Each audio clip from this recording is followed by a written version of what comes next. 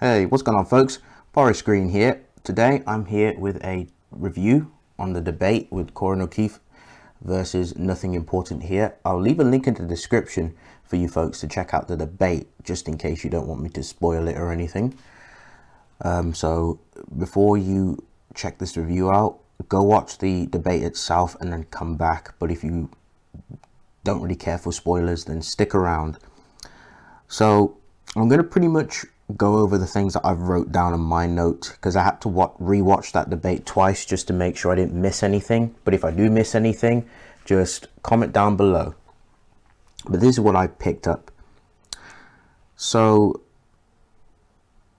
in terms of the win cons, all right, so the existence ratio argument, pretty much 50-50.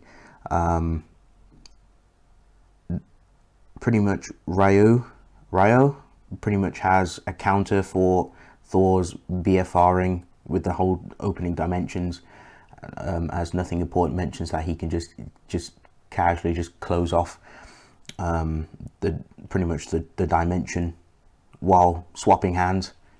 So it really wouldn't matter, because Roah he can also BFR himself, I believe.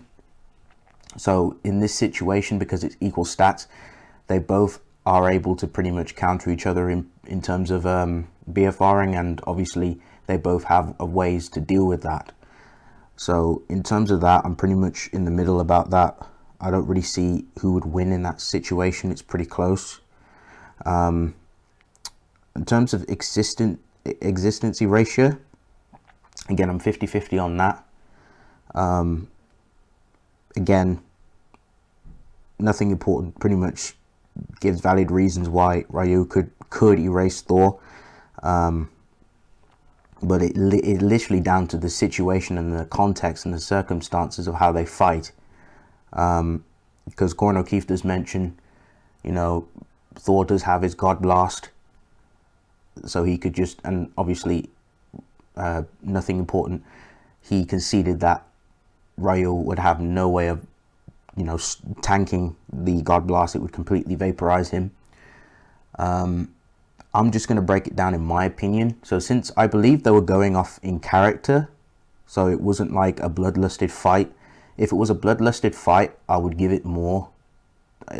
Like if this was a bloodlusted equal stats fight, I'd give this to Korin in the argument where Roah could, try to existence erasure, but I think the God Blast would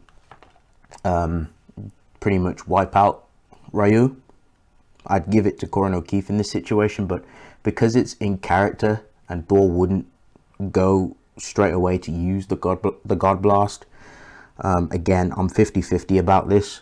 So in this circumstance, it could literally go either way.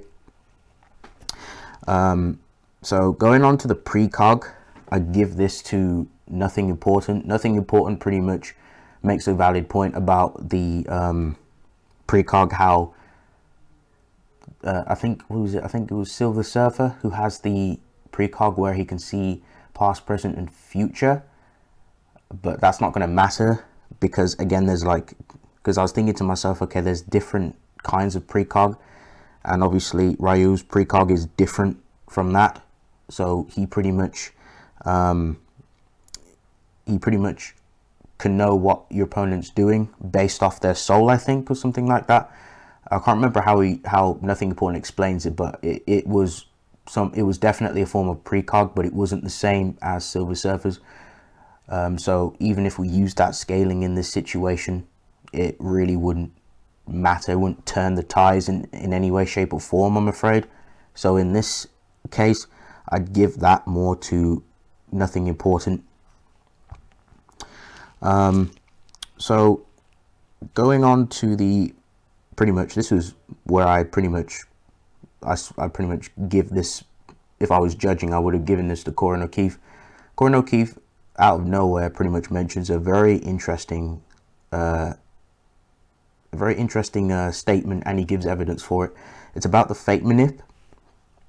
So the fake manip with infinite layers, I was like, what the fuck? Infinite layers? God damn. because Nothing Important made an interesting claim about Ryu having, you know, fate manip of his own, but he's with his, but it's potent, you know, like he'd be able to use fate manip so that your death is destined. But once Korin O'Keefe pretty much brought his trump card and mentioned about the whole infinite fate manip, I was just like, oh god, this is on a whole new level. Like, that's like Ryu's fate manip just doesn't stack up to you know, the infinite fate manip that Thor would have, basically, or well, Thor would basically have, because obviously Thor has beaten Silver Surfer on many occasions, and Silver Surfer demonstrates this with this feat on the Never Queen. So in this scenario, I'd give it more to Korin O'Keefe. Again, pretty crazy feat and a crazy argument, and the feat for it to back up what he was saying. But overall, in terms of the debate, I'd say this was very difficult, in my opinion, to kind of just split down in the middle. I couldn't just go, okay, well, you know, Thor wins this, like easy mode, even in equal stats. Like, this was a very close debate, very 50-50. It could go either way. Like, I don't see Ryo getting, you know, spanked that easy. Ryo could definitely, there's many ways he could take out Thor, and there's many ways Thor could take out Ryo, but I think he just one-ups him a little bit. But in terms of debate, very good. There was no fallacies or anything that I noticed. It was a very chill debate, even though it was intense. Not intense as in, you know, hostile or anything, but it was intense in terms of, oh god, like, this is so close. Like, you know, whoever gives out the best feat wins, essentially, or who doesn't have a counter for something wins. So yeah, it was a very good debate. I enjoyed it. I wish I was there to watch it, but I wasn't. I was probably asleep, because they usually debate like when I'm ready to go to bed. But regardless, it was a great debate. Pretty much it for the video. I hope you guys enjoyed. Please let me know down in the comment section what you guys think of that debate. If I missed anything, just let me know, because most of the points were very stalematey, except for, like, you know, Korin's feat where he mentioned about the infinite fate and the layer, like, you know, infinite layers of it, which was a crazy feat. But yes, folks, Forest Green signing out. Peace.